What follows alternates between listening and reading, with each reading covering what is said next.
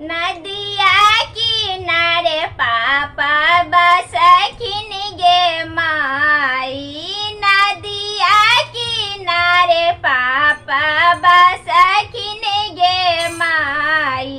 पापा जी के नेउता पठाई बन गे माई। पापा जी के नेउता पठाई बन गे माई। खाली भरती पापा आई थिन गे माई। खाली भरती पापा आई थिन गे माई। मड़बा के बीच में बैठाई बन गे माई। मड़बा के बीच में बैठाई बन गे माई।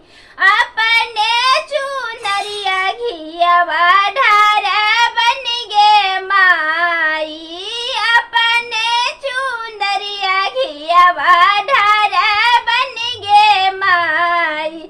पापा जी के नाम उती होत गे माई। पापा जी के नाम उती होत गे माई। नदिया किनारे भैया बसखिन गे माई। नदिया किनारे भैया बसखिन गे माई।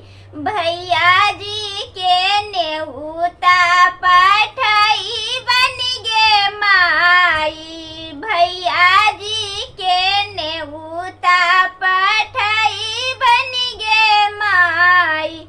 खाली भरती भैया आई थिन गे माई।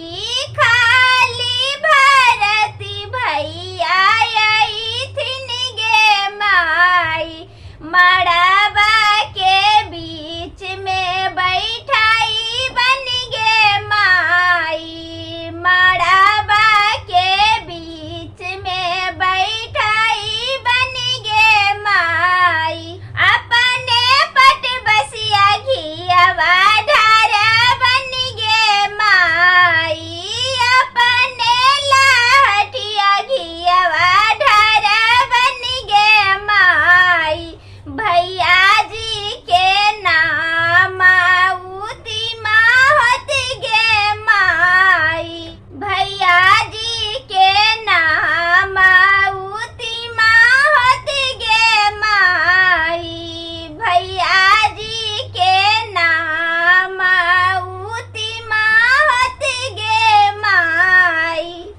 हाय फ्रेंड, आज मैं एक गिटारी गीत गाई हूँ। पसंद आए तो लाइक सब्सक्राइब जरूर कीजिएगा।